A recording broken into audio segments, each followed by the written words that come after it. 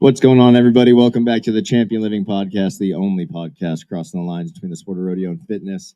Today's episode, we have the one and only Paige Champion, Olympic pairs figure skater turned mental performance coach. Is that the right? High performance coach, mental performance okay. coach, whatever you want to call me, I'll say hi. Love it. Love it. We're so stoked to have you here today. Hey, just do me a favor and to talk into that mic when you're talking. Yes, sir. There we go. See the difference? How's it going out here in Vegas? How many athletes do you have here that you've been working with? Just 2. Cool. Yeah. And is there, what's the process out here? Are there any check-ins with them leading up to it? Do you have a game plan going into it? Can you kind of talk us through what you do with your athletes? Yeah, sure. So I feel like every athlete is incredibly different with what they want and what they need.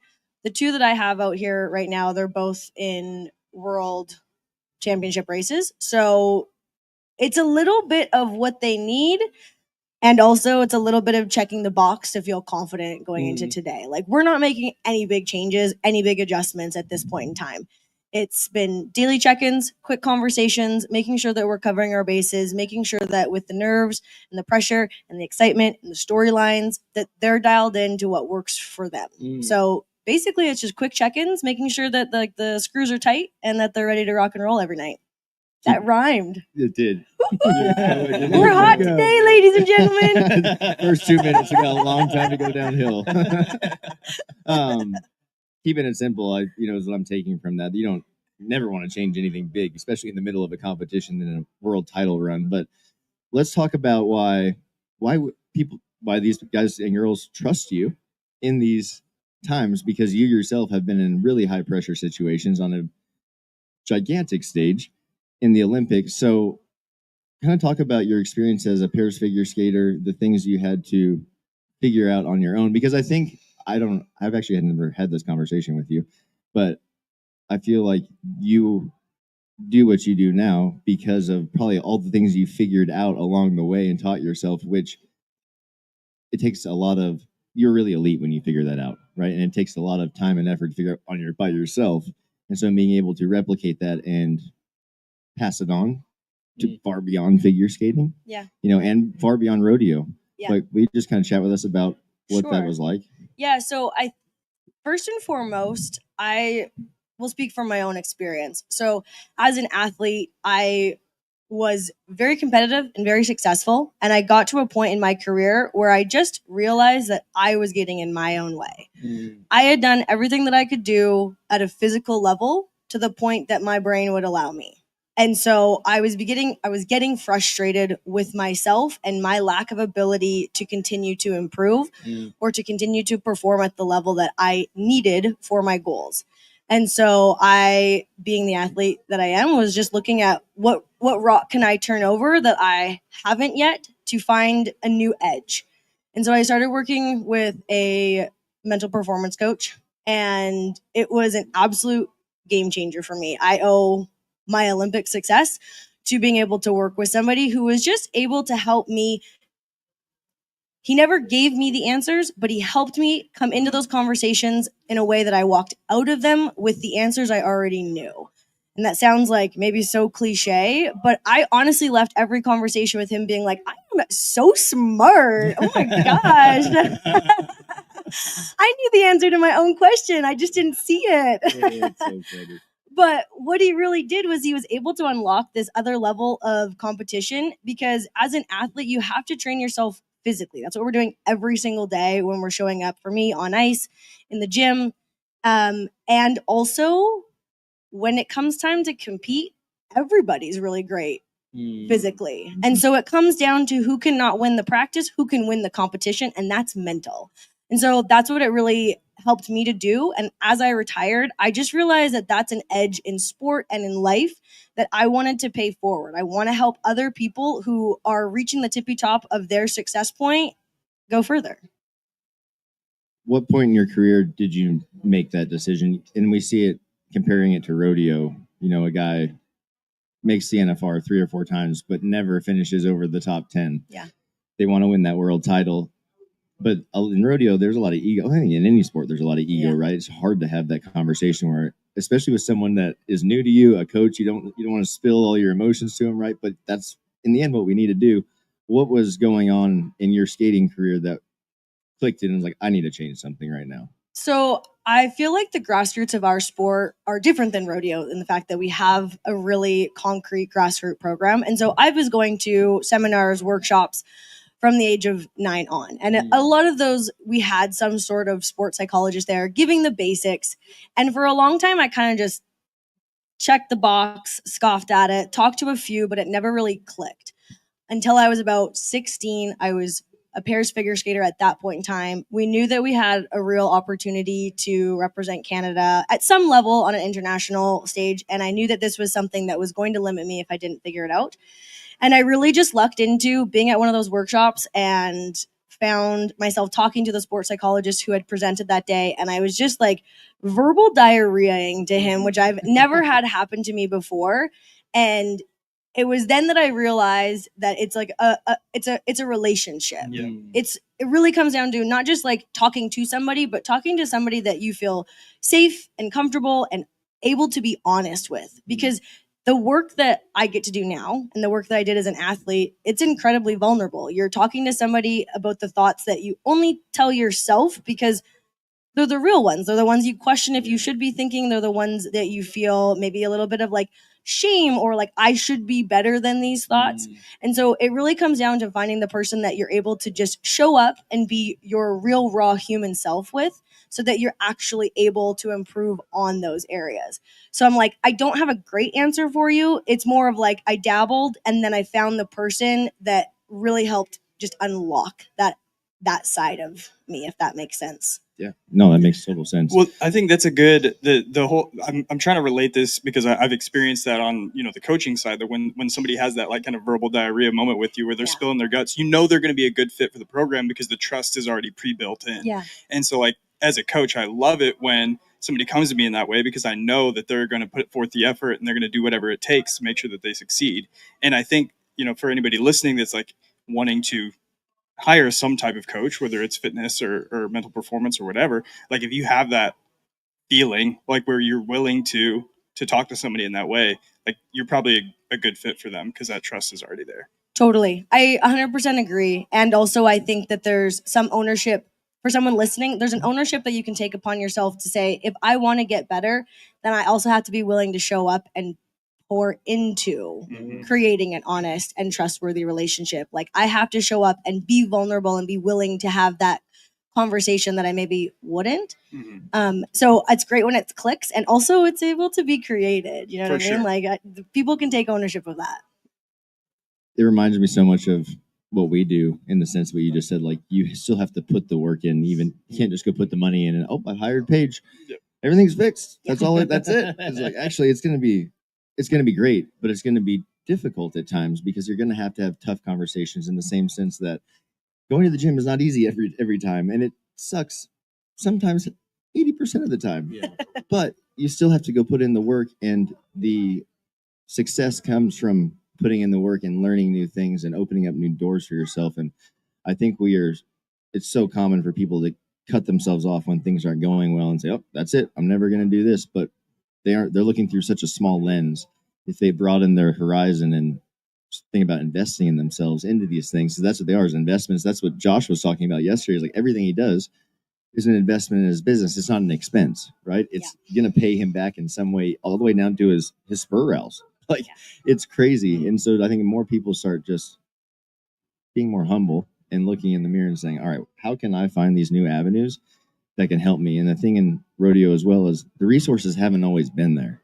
Like this is really the first time in ever. Yeah. Like there's never been a mental performance coach or a high performance coach in the sport of rodeo, really. And it's just uncharted water. And I think we're changing the culture in fitness. You're changing the culture in this. And it works. It works really well. Josh was giving you all kinds of praise yesterday, so it was cool to see it all come around and see him competing, because I've worked with him for a long time, and like seeing him last night at the buckle ceremony, he is so focused on what he is doing. And we heard him talk yesterday. Like he told us, he's like, I'm going to be 90 tonight. Like, okay, and like it's just crazy. And like that was not Josh when I first met him. So to see him go through this huge transformation with you, it's just proof in the pudding. It's super awesome. I think there's a parallel between training physically and training I was mentally. gonna ask that, And yeah. it's like in the gym, you'd never walk into the gym, walk up to the squat rack, and expect yourself to squat 250 pounds, right? You start with the fundamentals. Maybe then you add like the bar. You're working on form throughout it. You're adding weight. Like that's what I know about working out. Don't come to me for working out tips, but that's the basics right there. No, but you start really small with the basics and you build. And I think there's a misconception with the mental side of things that you just get to start out and have quick fixes, and it's not about quick fixes. It's about building the pathways that are replicable over time. Replicable? Go with it. 100%. Go with it. Absolutely. Yeah. That's a word now, ladies and gentlemen. That you're able to build on over time. Because case in point, Josh, we've been working together now for maybe 3 or 4 years. And what you're seeing now, this like cool, calm cucumber that's just in absolute execution mode, that's a result of all of the effort that he put in early on so that this is now the point that he gets to compete at. Right? So the parallels are there. You have to train your brain the same as you would train every other muscle. And majority of us people, majority of competitors are just walking around on autopilot. And sometimes autopilot's really good and sometimes it's trash.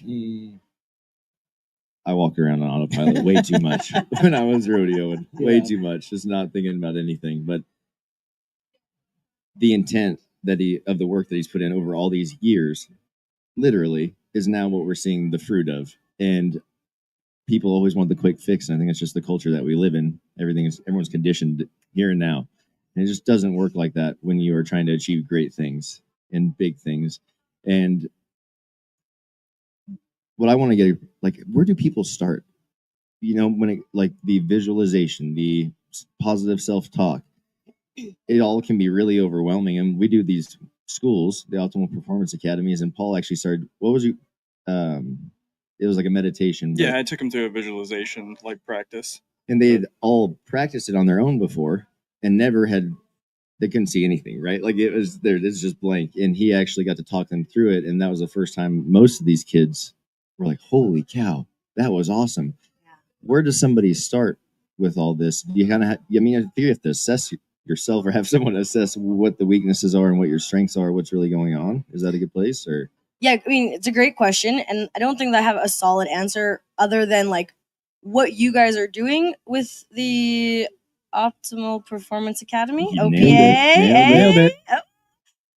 I think it's just like a solid starting place because you have some people giving you some sort of guidance. But if I'm going to give an open-ended answer here where everyone can start somewhere, I would really love people to just start actually tuning in to the way that they talk to themselves. Everyone can do this, like all day long. Maybe don't do it all day long because it'd be a bit tricky.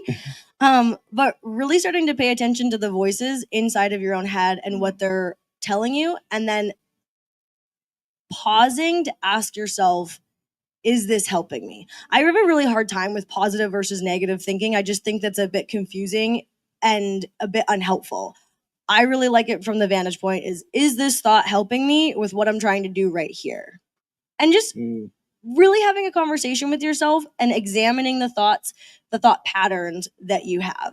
I mean, ultimately it would be awesome if everyone could work with a coach, but it's not feasible and it's not yet the culture.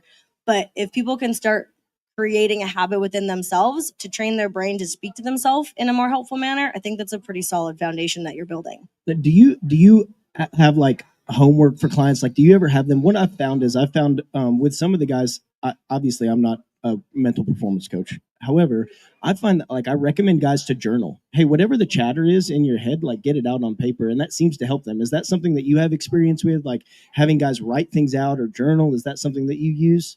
Yeah, I think it depends. That's the beauty of what I get to do is I get to be really particular for each athlete. So for some athletes, absolutely. They have the type of personality where that is something that they're actually going to do. Yep. Ultimately, what works is what they show up and do. So if someone's not going to journal, that's not going to be the approach that we take because they're not going to practice. They're not going to get in the gym and actually implement the stuff that you're talking about. And that's really what I try to tell everyone. Like, we can have the best conversation in the world, and if you leave the conversation and don't change a thing, nothing is going to change.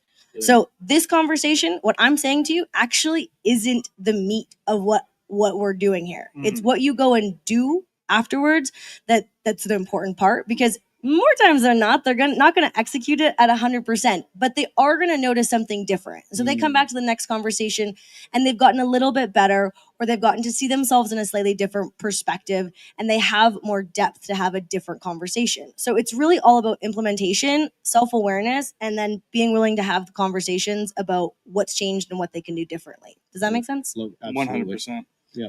I was going to ask, like, are there certain pillars? Obviously, like, we understand that the execution is very individualized, and you're taking each athlete from where they're at. But are there certain like pillars that you work for or work towards, or signals that let you know that the athlete's on the right track?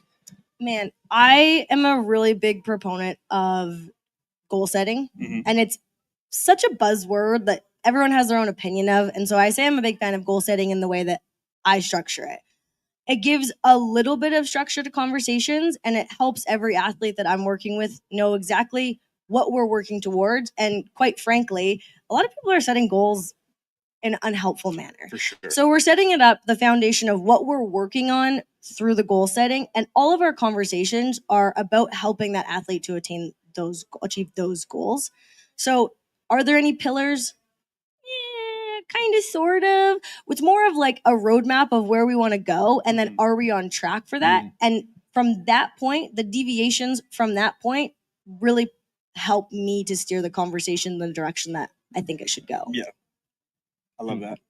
Like nothing ever goes according to plan. Yeah, exactly. So I like that this is our beginning, this is our end, and we will figure it out on the turns on the way there, right? That's life, right? And like every time you go to compete, you're getting a slightly different version of the plan.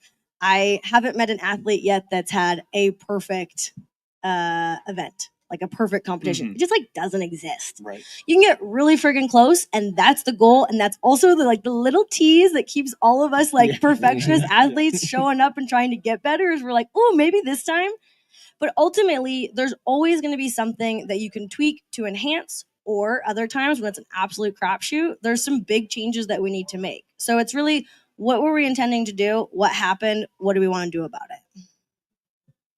What are some of the similarities from a high level of figure skating to a high level of rodeo to a high level of business? You work with all of the above. So things that you had to deal with that all of these athletes have to deal with as well. What are some similarities to that?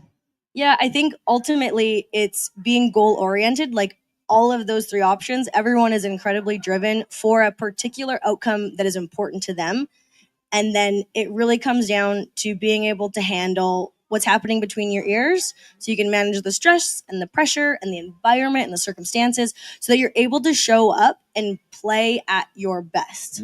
That's the challenge, right? Everyone can show up and play at a mediocre level, I think, pretty easily. It's being able to show up and say, I'm going to be 90 tonight, and then go be 90 tonight. That's like, that's the edge that I really love working with people on, is being able to say, not like, how can we show up and do a good job, but how can we show up and do an excellent job? Because those are very different conversations. And so at all three of those different areas, figure skating, rodeo, or business, it's being able to show up and execute the plan as best as possible, and have a great friggin' plan to begin with. The plan is the biggest thing. And another thing, speaking like plans, injuries happen a ton in this sport, and nobody has a plan for when they're injured. And we hear it a lot in the training side of things is, I'll come and sign up when I'm healed up, right? And a lot of times if they would start doing something, then they don't have to be targeting that injured thing, but the other body parts, we're going to see increased healing time. We're going to strengthen everything else, and we're going to just get further faster, right? I think times of injury are like the most perfect time to work on mental performance things. What do you agree with that? And then also, like, what do you do with your athletes during those injuries, keeping their head moving forward? Because it's easy to kind of go down that rabbit hole, like, poor me, I'm hurt, I can't rodeo, blah, blah, blah. You know how it goes. Totally. Oh, we're all just a bunch of crybabies. I mean, ultimately, it depends on the type of injury, right? If it's an injury that takes them, like, actually sidelines them, we're having conversations and it's like such a cliche line, but it really comes down to controlling the controllables, right? And being able to adapt the plan so that they still feel like the plan is in their control. As athletes, like, we're all control freaks, right? Like, take it or leave it. That is often something that helps the top tier people be top tier people, is like, we like to control the details so that they work for us. When you have an injury, it feels as though things are working against you. And so I think the biggest thing is being able to get yourself to a new plan of action so that you again feel in control. You feel like there's a plan in front of you that's working for you and that you can make progress on. Like, the feeling of making progress and momentum, I really think, is linked very closely to confidence, which is ultimately what we want an athlete to come back from an injury with. Then there's the injuries I feel like what people are still competing with, which is a totally different ball game, because then you're having conversations about pain versus soreness, right? Which is a very nuanced difference, and it's being able to show up and still perform at a really high level with pain in your life. Like, that's a mental hurdle that not many people have to go through, except if you're in rodeo, and then you seem to do a lot of it. But those types of injuries, like, they're just different conversations. And I'm sure it's different conversations with you guys as well about how can we do the best that we absolutely can while still not making this worse, right? How can we perform at a really high level while not making the injury worse? And mindset wise, it's how can we perform at a really high level, period, regardless of an injury. And so those are just different conversations. So I think it depends on the type of injury that they're dealing with. So flip the script, somebody that is winning a lot and doing really, really well. Do you ever see them think they don't have to continue to work on those things, if that makes sense? So in fitness, we see a lot of times, whether it's coming back for an injury or they just start winning, they kind of forget what got them there, if that makes sense. What would your advice be for someone that is winning regularly and seeing the results, and then also for someone that is and has stopped and things start to go the other way? Yeah, I've had all sorts of experiences. So I've had some athletes come in with a really clear goal, a thing that they're struggling with that they want to work and overcome. We tackle that and they're like, box checked. I'm actually going to go and continue doing what I'm doing. And I'm such a big advocate for the athlete. And if that's what they feel like is best for them, I'm like, hell yeah, let's do it. Like, there are some athletes here that I have worked with in the past that I'm not currently. And I'm the first one to celebrate their success because I just want to be what they need. And some people, it is for a longer term relationship. Like, there's the Josh who's like, no, you're a part of my program now. And why would I change something that's working? So I don't have like one. I think that's maybe something where it's different from the physical aspect. Is the mental is if it's working for you, then awesome. If you don't feel like there's an area that you need to make better, like you feel pretty dialed into your peak performance state, awesome. Keep doing it.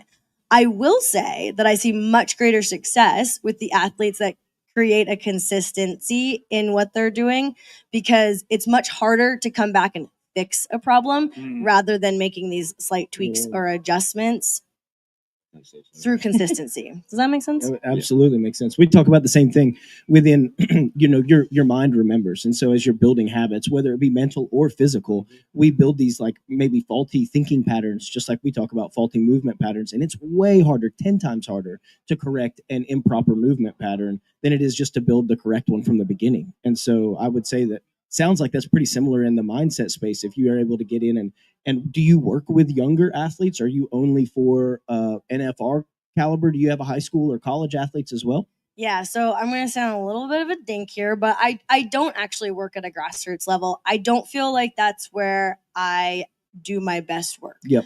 I am a very intense personality.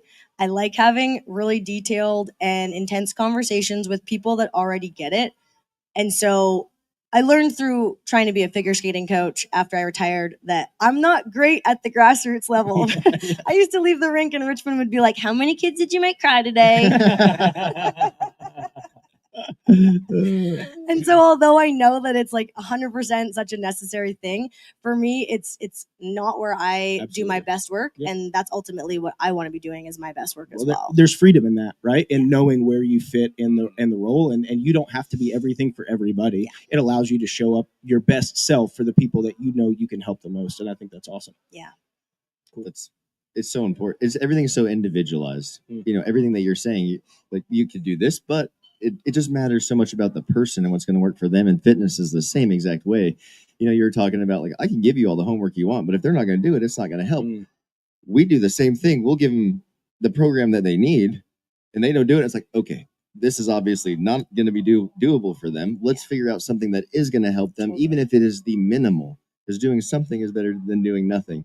I want to run through your business. We've talked about all these things that you do, but like, what services do you offer? You're offering them to high levels of just whatever, or like, how is that working? Yeah, so it's a solid mix of elite rodeo athletes, primarily NFR contenders or PBR finalists, and then the other component is really on entrepreneurial focus.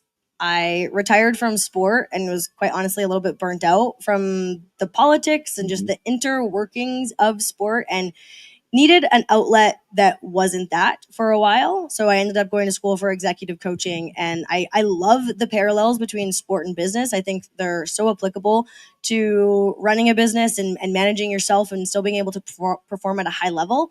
And then I married Richmond and got back into conversations with athletes. And I absolutely really love that part of what I get to do as well. It's a really nice blend and a really nice mix up in conversations while still having the same conversations, if that makes sense. What are some of the similarities in business from high level sports to business? How did they cross over? Yeah, I mean, I get to work with entrepreneurs. So as an entrepreneur, you're still managing your time, your energy, your focus. How you're showing up essentially creates the results that you're seeing. And so if you want to get high level results, you have to show up in your day-to-day activities at a really high level. And a lot of people, I believe, just don't have the understandings of how to set themselves up for success in a way that's healthy and sustainable and that actually gets results. I see a lot of people just spinning their wheels, doing things in a way that kind of sort of is like checking boxes, but it's not really efficient. It's not really productive. It's not really moving the needle. Same thing with athletes. Just being able to show up with intention every single day at training to train for a purpose, not just to show up to train, right? So I think that's the same thing with entrepreneurs, athletes. It's being able to show up for your goal with an intention and to be able to get better every single day. Now, what they're doing looks vastly different, but the setup, the design, the intention, those things are the same. The mindset, those things are the same. To take that one step further. Yeah, let's go. I have a small step though. Okay. The translation of what you do to life. Do you see it seems like such a thin line between elite sports and the lessons that we learn in life or high level business owners? Do you see a lot of correlation or have a lot of clients that like have some real breakthroughs in personality or in just in life in general, whether it be in their marriage or their parenting or who they are as an individual through the course of working with you, maybe on their sport or on their business? Yeah, life is so interwoven, right? We don't get to work on one thing siloed and not have it influence the rest of our lives. So if you're showing up to work on yourself for your athletic goals, there's still going to be a crossover into who you are as a human and how you're showing up in these different arenas. I really believe that there needs to be a holistic approach to who you are as a person and how you're pursuing your goals, because from my own experience, Olympians are a really unique brand of people, and what it takes to get to that level is very much an extreme. And I learned a lot of great lessons in the pursuit of my Olympic dreams, and also I did it in a very unsustainable manner. And there are a lot of things upon retiring and trying to recreate success in my own life that I just was unwilling to do again. And so I think that there's, like, to answer your question, there's a lot of great things about how you can become better as a person. And also there's a downside to success, right? There's a lot of ways of going about it in a way that actually doesn't make you a better person. It just makes you a better athlete for a period of time. And you hear a lot of those top end athletes talk about it. Luke Branquino did a wonderful podcast. He's like, it took me after sport to realize that, like, how I was showing up in my relationship wasn't how I wanted to be as a human, or as a husband, I should say. But often it's from the outside looking back in that we realize it. And I want to be a real big advocate for helping the person to become the best athlete that they can be in a way that also helps them to like themselves along the process, because I retired from sport and I really didn't like a lot of who I was, quite frankly. Well, hindsight's always 20/20. You know, Yeah. you look back, you're like, ooh, I want to do some things differently. But that's Yeah. the great thing about the future as you get to. Do you have any examples of some of those things that were non-sustainable when you were trying to make the Olympics? Yeah. I think it probably parallels to the rodeo world. pretty Totally. well. I was the athlete that showed up to train through absolutely every injury. And I thought at the time that that was a great quality, that I was able to just like tough everything out and to be able to, just out skate the pain. And I'm really proud of myself because I did that for the entire time. But I also made everything worse. Like by the time that I was going to the Olympics, I was a band-aided athlete. Like everything was sore and everything was like, this was broken. Well, it wasn't broken, but this was hurt, Yeah. which then I was compensating, and then this was hurt, and then I pulled my groin, and then this was hurt. And so I wasn't my best by the time that I got to the moment that it came to compete.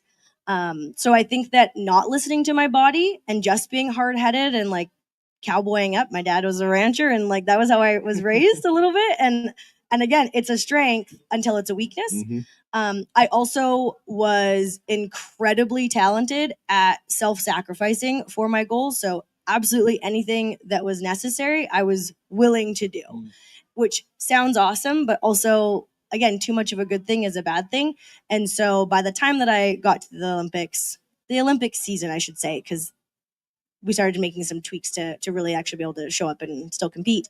I just wasn't the person that I wanted to become. I was a machine. I was so focused. I had no social life. I had such strict boundaries with family and friends, which worked.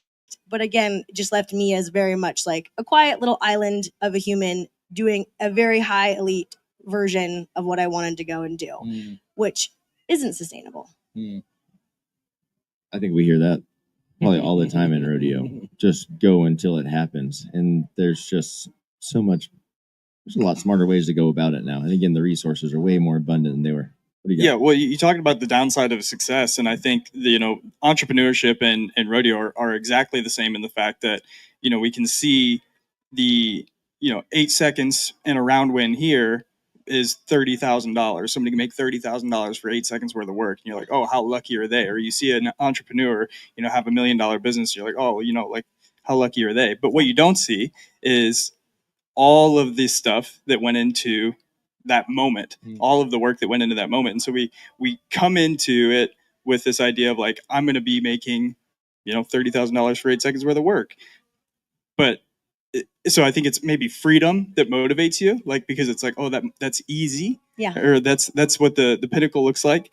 But then you end up actually taking on more work than if you just went and got a 9-to-5 job. And so like, we can see people like kind of get burnt out on that, both in entrepreneurship and in rodeo. So like, what's like a tactical piece of advice that you'd give to somebody that's kind of on that hill climb, but not quite where they want to be yet?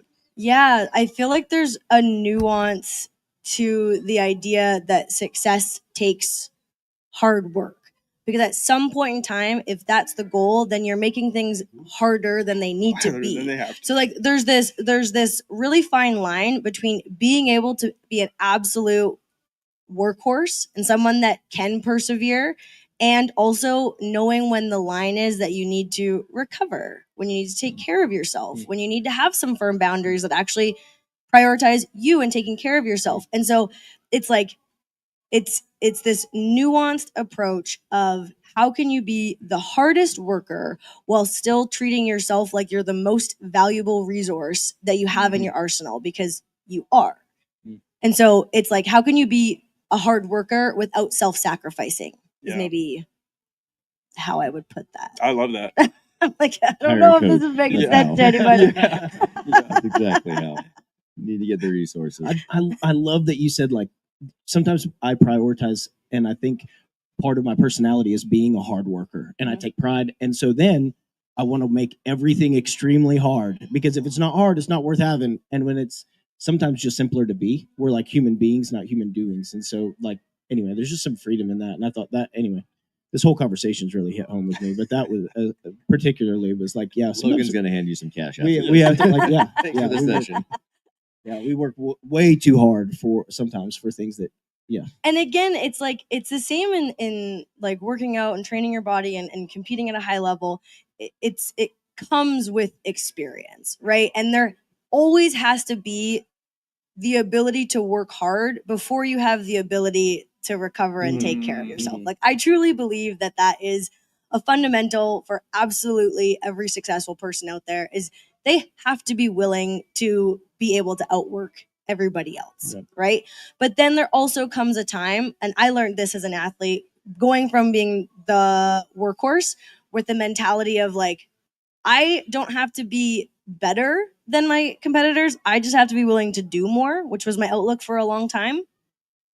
To the year of the Olympics, when I just was battling injury after injury after injury, and my entire training focus changed to quality over quantity. And I used to train for 4 to 6 hours a day on ice, an hour in the gym afterwards. 46 hours. 46 hours a day. Can you imagine? Holy smokes.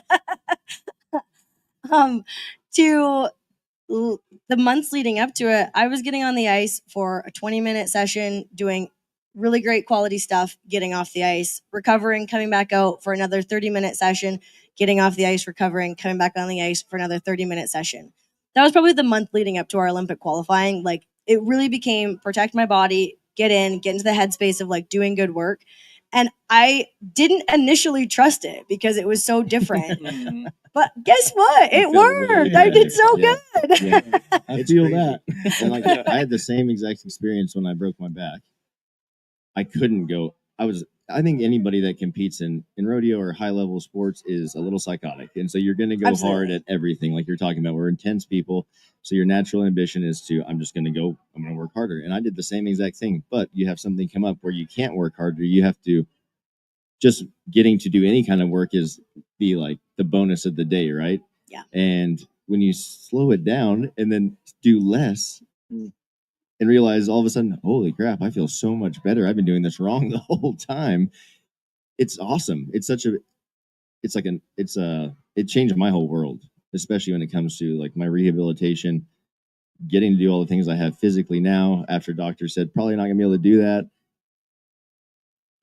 You have to put in the work and you have to just slow down. And we get such tunnel vision on the goal. I got to go win this world title. That means this guy's working way harder than me. He's winning. He's got to be doing something different. Like, stop looking around, slow down, and like look at the smart things that you can do to help yourself, because obviously going harder is not helping right now. Yeah. I think I learned a different definition of harder. Like it was It's like hard to go slow. It's hard to do it it's right. hard to go slow. It's hard to be intense on the things that really matter, Yep. and not just blast through and do more and work longer. And I think it's something that every athlete, when they get to a certain level, begins to understand and play around with, because again, athletes are really good at figuring out, what do I actually need to get better? And at some point, just doing more isn't the thing. And so they start to limit themselves by that. And they're like, hey, this thing used to work really well for me and it's not working anymore. So what can I do differently? Yeah. We talk, like, I love David Goggins and all of that whole side of fitness, but there's that huge push where people go towards like, I'm going to go run 20 miles a day because it's hard. Yeah. And we'd always say, actually, what's really hard is working out 3 times a week consistently, eating correctly consistently, like doing anything small consistently is actually really, really difficult, or else you would have been doing it the whole time, Yeah. So instead of gravitating towards these extremes, because that's naturally where we want to go, we've got to check ourselves back and say, hey, let's look at the basics, the foundation, and do that. Your life has changed a lot over the last year. It has. Yes. So how are you juggling this new? You're a mom. Yeah. And you have a full-time family that was on the road all summer, rodeoing. You're doing a business from the road at home. That cannot be easy. So like, how does somebody that, I don't know, do you feel extra pressure because you are a coach that people, expect you to be perfect at doing this? Because on your social media, it's not perfect, it's real. Yeah. And that's what I love about it, is like, I'm not perfect. This is life. This is how it goes. And we're learning and we're implementing new things and getting better. So you kind of just run us through the last year and maybe some of the struggles that you faced, because I think well, I'm about to be a new parent, so I'm going to take some of this down. But I know a lot of people. Doug's asking selfishly. He needs some advice. It's for the people listening. Yeah, I think ultimately I'm a student of the game. So I love being a high performer, and it's not because I'm great at one, it's because I enjoy putting in the work of being one. And I'm also super lucky that I'm married to a high performer. And so the conversations that we're having, both for his career, for my career, and as parents, they are not just to survive, but they're to thrive. And so I really struggled in the newborn stage because, like I said, I am a control freak. I like to have plans. I like to be able to execute. I like to learn and do better every day. And that is not a thing with a baby. Like it would be, me and Richmond would be like, man, today was a good day. We got this figured out. Let's do the same thing tomorrow. And it was so different. And we're like, what is happening? You know, what are we doing wrong? And it wasn't about what we're doing wrong. It was really just like, he's a baby. He's figuring out how to be alive. And that's just the facts of the situation. So I did really struggle with the newborn stage. But ultimately, being a student of the game, I came back to what had worked for me in previous times of my life. Richmond and I would go for a walk every single day and say, what's your one win for the day? Like, let's get a focus. Let's get ourselves something to aim for that we can feel really good about and feel accomplished for. And if that is just something really small at the beginning, it's something really small at the beginning. I'm a big proponent of talking about the things that I'm struggling with. Richmond and I would go for these long ass walks every single day, and we would just talk and listen and try to give slight adjustments or corrections that we could do to make the next day better or to get through the next day better. So, in answer to your question, one, I think it's having high standards. Two, being able to adjust those standards to really meet you where you're at and recognize that a win can look very different in very different seasons of life. And three, being able to wake up every single day and just be willing to put the effort in to get better. I love that you said seasons of life, because we deal with this also in the fitness side of things. And like every season's different. There are going to be seasons where you are putting in the work and grinding, and there's going to be seasons where you can't even touch a gym. And that's okay. Yeah. You just have to have a different approach to each season of that, and it keeps you moving forward.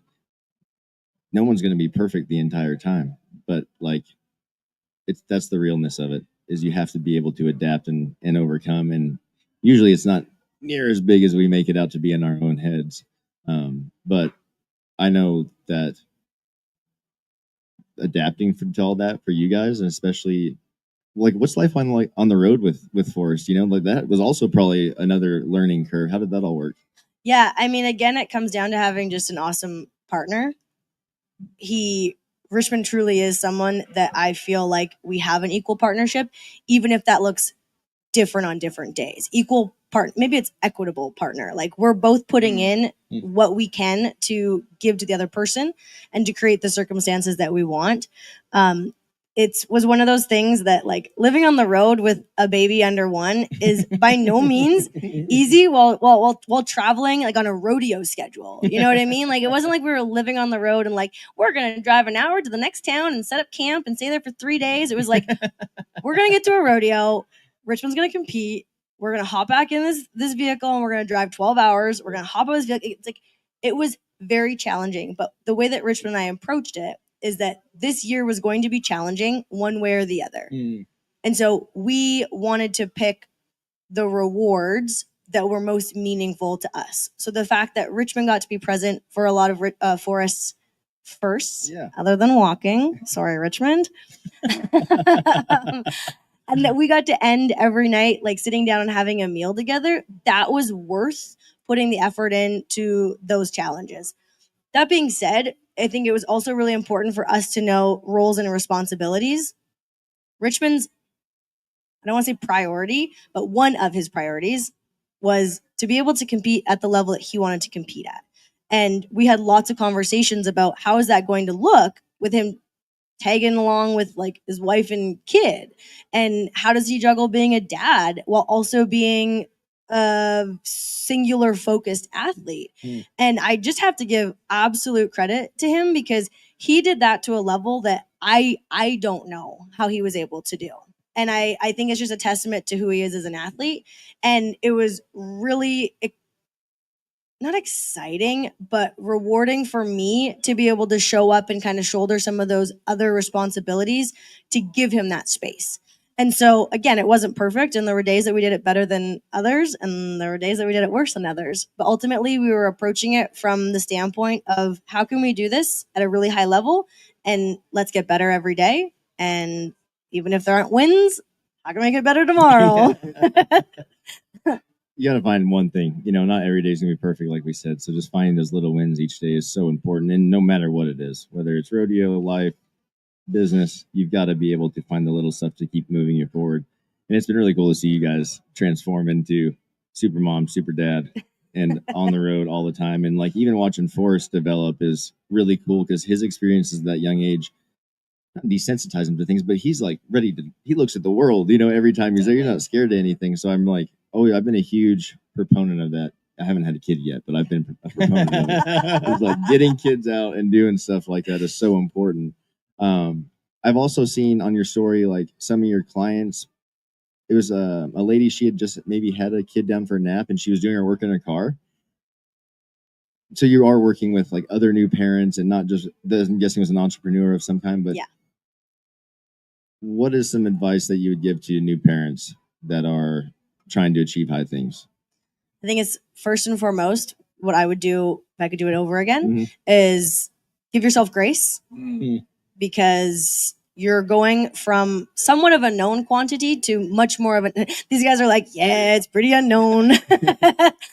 It's give yourself grace because you're not going from, you're going from a life where most of the variables were a dial that you could control to some capacity to an interaction with another human being that doesn't even know themselves yet. So it's challenging.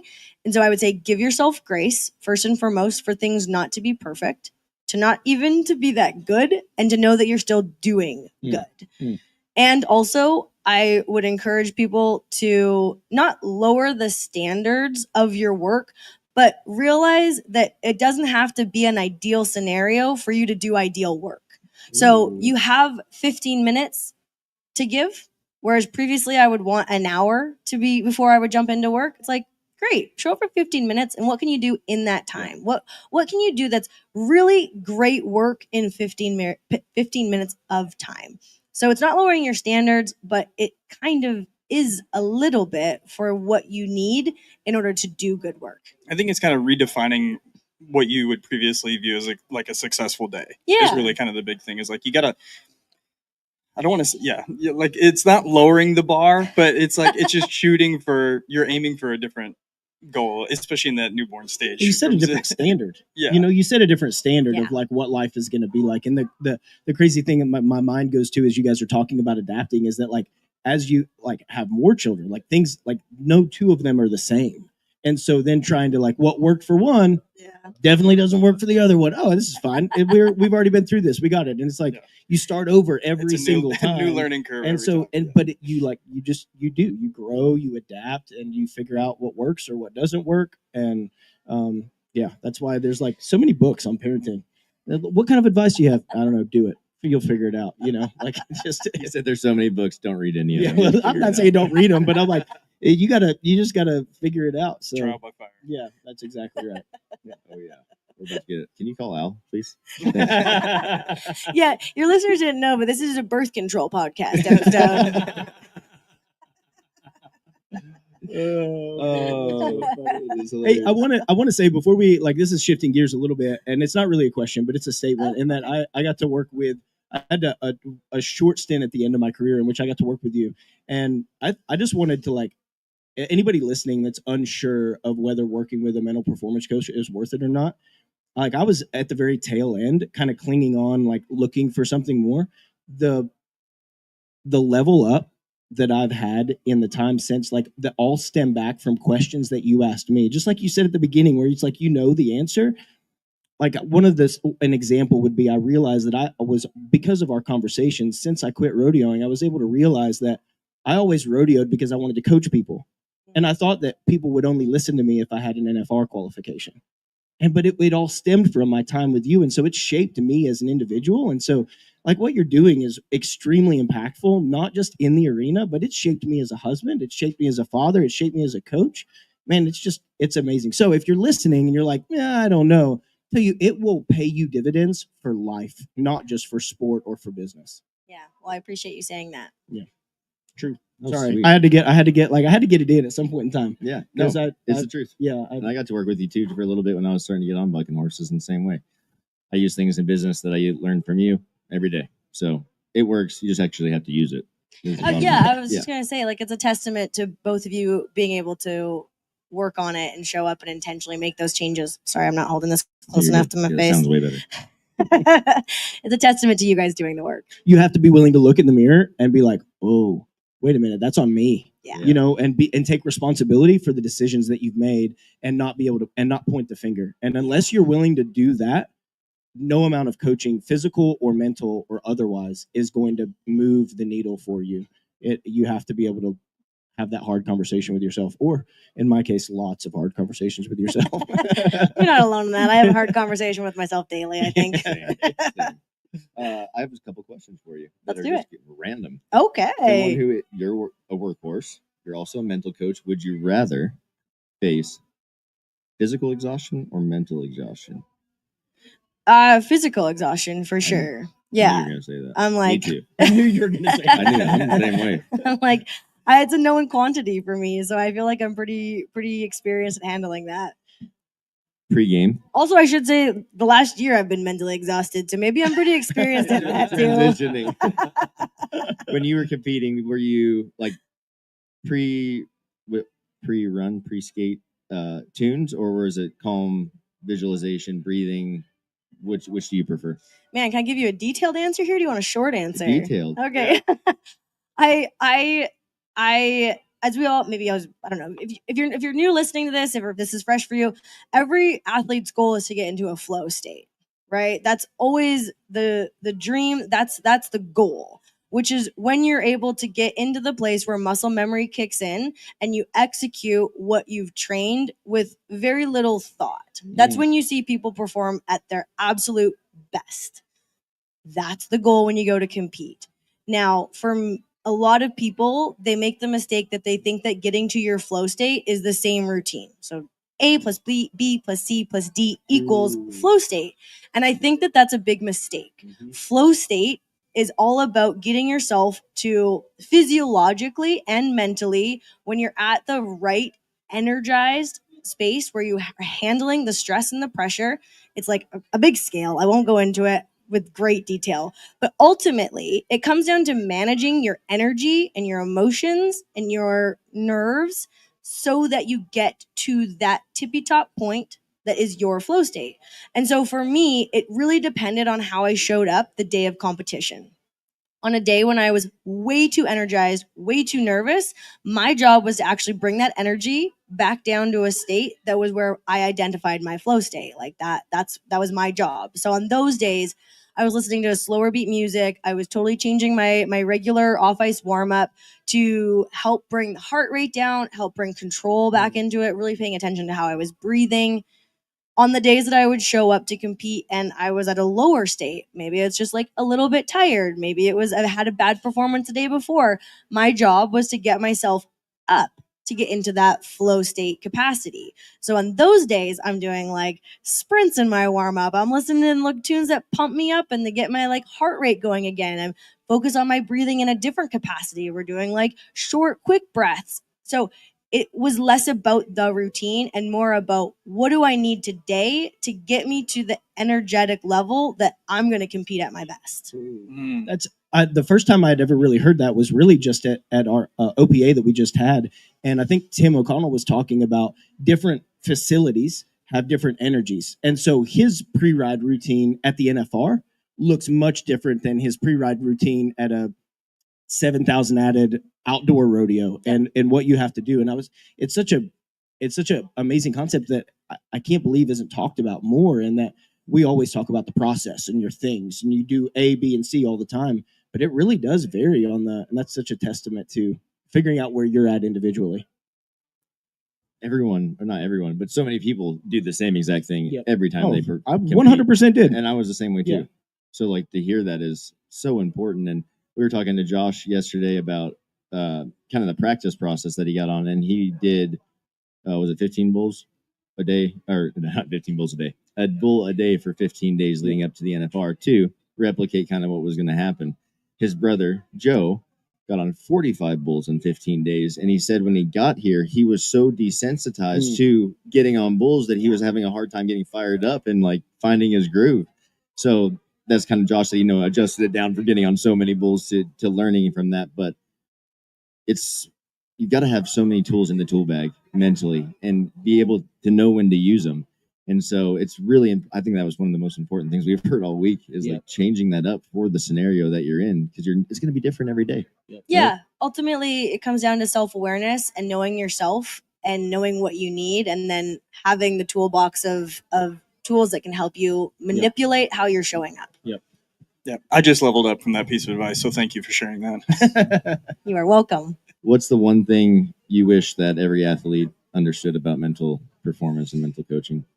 Ooh, the one thing, It's man. like, I don't know, it could be really simple. Yeah, I think it was what I said earlier, is that it's something that you get to work at. It's a muscle that you get to build and that you get to train, and that the more attention that you can pour into it and the more intention that you can bring to it, the better that you're going to be. So rather than expecting yourself just to show up and like perform great one day and not so well the other day, that's able to be influenced and created or shaped into a more consistent approach if you're willing to show up and work on training your brain. It's a muscle that you have to train. Love it. Where can people find out more about you? Yeah, follow me over at Paige Lawrence Coaching. I always love to say on podcasts, like, I'm a human. I may not be the coach for you, but I'm happy to have a conversation. So slide into my DMs, draw me a question, and happy to like help, even if it's not in the one-on-one capacity. And also, like, if you think you're a fit, then also send a question. Awesome. Thank you so much for being here. It's been an awesome conversation. Thank you guys for having me. Yeah. Guys, until next time. Oh, wait, tomorrow. We'll see you at 10 a.m. Bye. Thanks, Paige.